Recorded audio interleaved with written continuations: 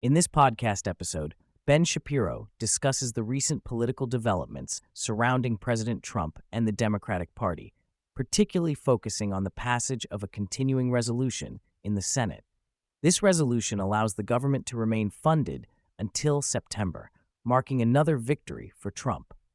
Shapiro highlights the strategic missteps made by Senate Majority Leader Chuck Schumer, who initially hinted at a potential filibuster against the resolution. However, as the situation unfolded, Schumer ultimately decided not to obstruct the bill, fearing that a government shutdown would backfire on the Democrats. Shapiro explains that the continuing resolution essentially maintains government funding at existing levels without specifying how funds should be allocated within departments. This lack of specificity grants the Trump administration significant discretion in spending, which has raised concerns among Democrats. If the resolution had been filibustered, it would have led to a government shutdown, placing the blame squarely on the Democrats.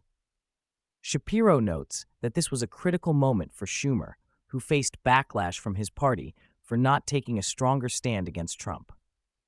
The podcast also features commentary from Jasmine Crockett, a rising star among progressive Democrats, who expressed frustration over the Democrats' failure to obstruct Trump's agenda. Shapiro points out that the Democrats find themselves in a difficult position, as they are torn between their radical base and the practicalities of governance. He emphasizes that the continuing resolution does not significantly alter the government's operations, but allows Trump to continue implementing his policies. The discussion shifts to Speaker of the House Mike Johnson, who has managed to unify the Republican majority despite its slim margins. Shapiro praises Johnson's leadership, noting that he has effectively kept the party aligned on key issues. Johnson explains that the continuing resolution is a step toward reducing non-defense spending while increasing military funding, which aligns with the Trump administration's priorities. He likens the federal budget to an aircraft carrier, emphasizing that significant changes take time and careful navigation.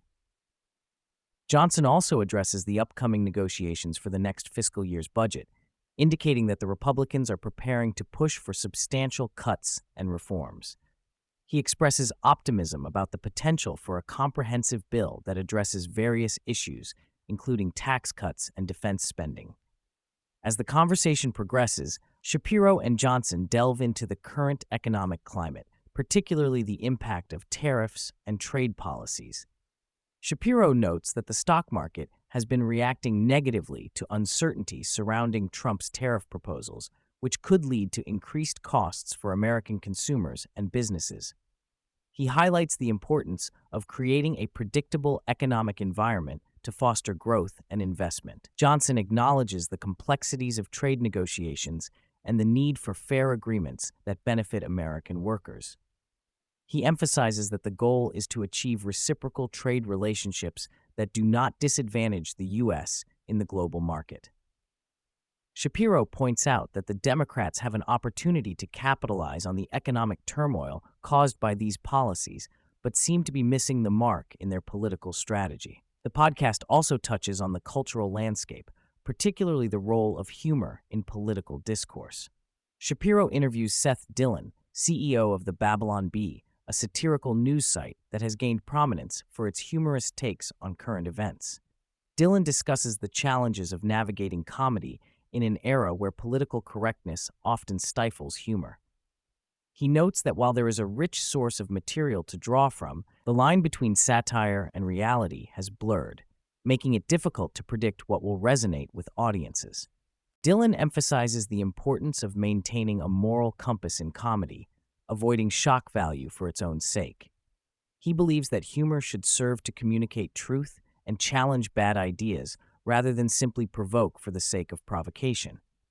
As the political landscape evolves, he anticipates that new cultural battles will emerge, particularly as the left continues to grapple with its identity and messaging.